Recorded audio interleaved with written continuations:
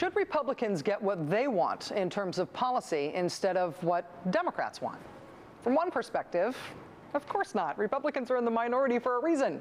The American people voted a lot more Democrats into office in Washington than they did Republicans, presumably because they wanted Democrats to get their policies passed for a change, since the Republicans had their shot with their majorities under George W. Bush. Now, from another perspective, kumbaya. Sure, Democrats are the majority, but why not let Republicans make policy too, or at least help make policy?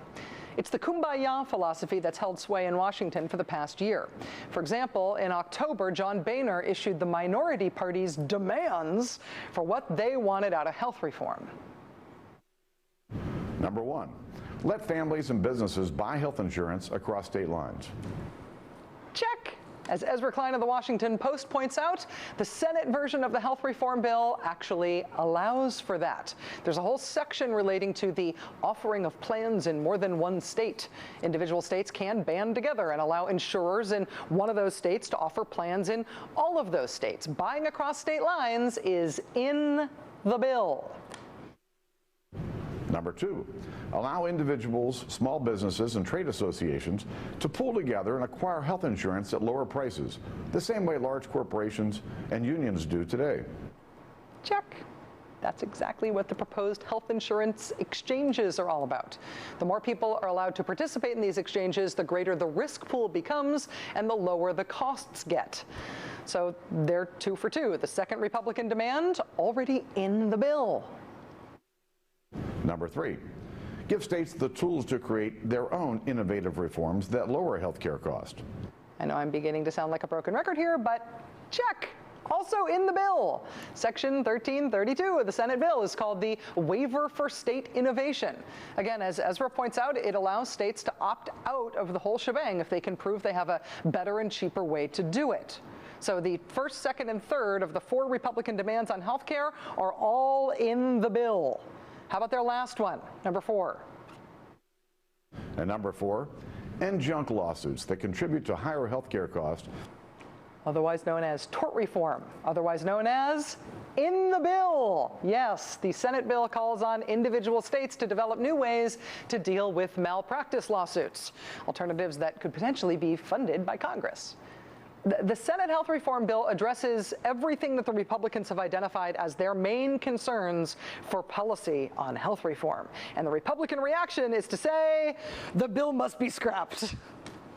Let me not put words in their mouths. Let's let them do it. It really is time to scrap the bill and start over. And frankly, that response is totally rational. Republicans think that it is great politics to derail this thing, even though it's got all of their chosen policies in it. What's irrational is to look at that, to look at them having all of their policies in the bill and still saying no to the bill. What's irrational is to look at that and say, oh, hey, maybe Republicans just aren't getting enough of what they want. Let's give them some more.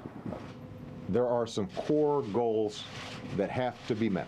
So I'm going to be starting from scratch in the sense that I will be open to any ideas that help promote these goals. President Obama originally wanted health reform done by August. That did not happen because Max Baucus decided to waste 3 months chasing bipartisanship in the Senate Finance Committee. Now, Mr. Obama plans to hold a bipartisan health summit in 2 weeks, which you just heard Senator Wyden talking about. It will presumably be similar to the bipartisan health summit that Mr. Obama held at the White House last March. When President Obama addressed House Republicans last month, he rattled off a whole list of ideas taken from Republicans and put into the health reform bill. All of that bipartisan reaching, all of that eternal optimism has resulted in exactly 1 Republican vote for health reform in the entire Congress. Congressman Joseph Gow of Louisiana is the only Republican in Washington who voted for health reform. And he now says he won't do so again. It doesn't matter what's in the bill. It doesn't matter which of their ideas you incorporate. Republicans are not going to support this, period.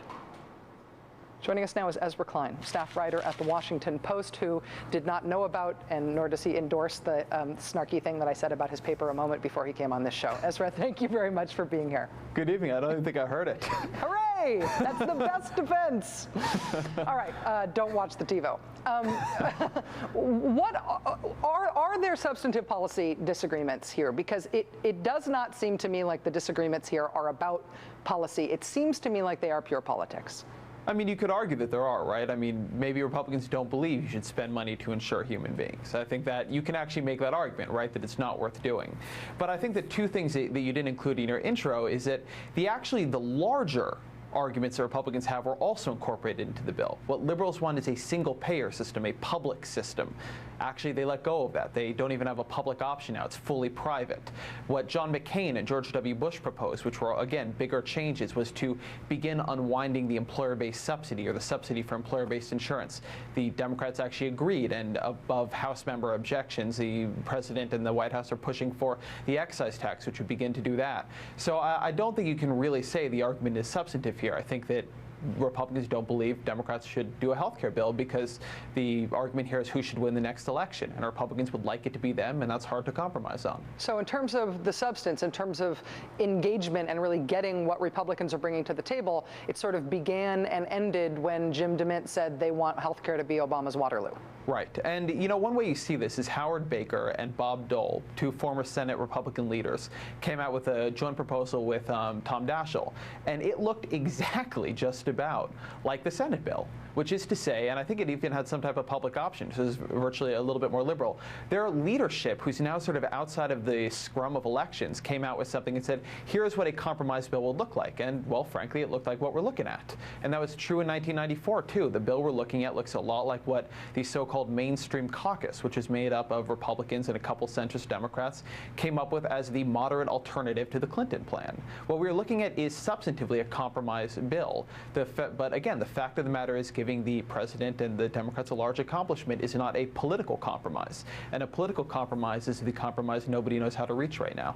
You heard Senator Wyden, or you might not have heard, Senator Wyden just a moment ago on our air, and the president today, both still pushing this idea of cooperation, saying we think there are areas where we have, where we can agree. We think there are things on which we can see eye to eye, citing specific Republican policies and the idea of Republican policies that they might be willing to endorse. I believe that Ron Wyden and Barack Obama are not only smart about policy, but smart about politics. Are you aware of some sort of secret rope-a-dope strategy going on here that would make sense of the continual efforts to try to get Republican votes in what seems to me like a futile effort? I have never known a man who believes in bipartisanship as much as Senator Ron Wyden. Let's put him in one category. I think the White House, ever since the Republicans voted in the House to completely reject the stimulus bill and then clapped for themselves when they finished, had a sense that there wasn't going to be much compromise here. And I think they do realize that a sort of a truism in American politics, right? It's like the old joke about outrunning a bear. You don't need to outrun the bear. You just need to outrun the other guy. And what they need to look like is more bipartisan than the other guy. And I think that's what they're attempting to achieve with the summit. You know, if they hear great ideas, fine, but, you know, it's not like John Boehner isn't coming up with a brand new policy next weekend. This stuff is a pretty well-known policy issue. You know, people have heard the arguments from experts. They've been scored by CBO, and people are trying to save money and cover the most people. Ezra Klein of The Washington Post, really appreciate your reporting on this and you making time for us, particularly in the snow. Thanks, Ezra. Thank you.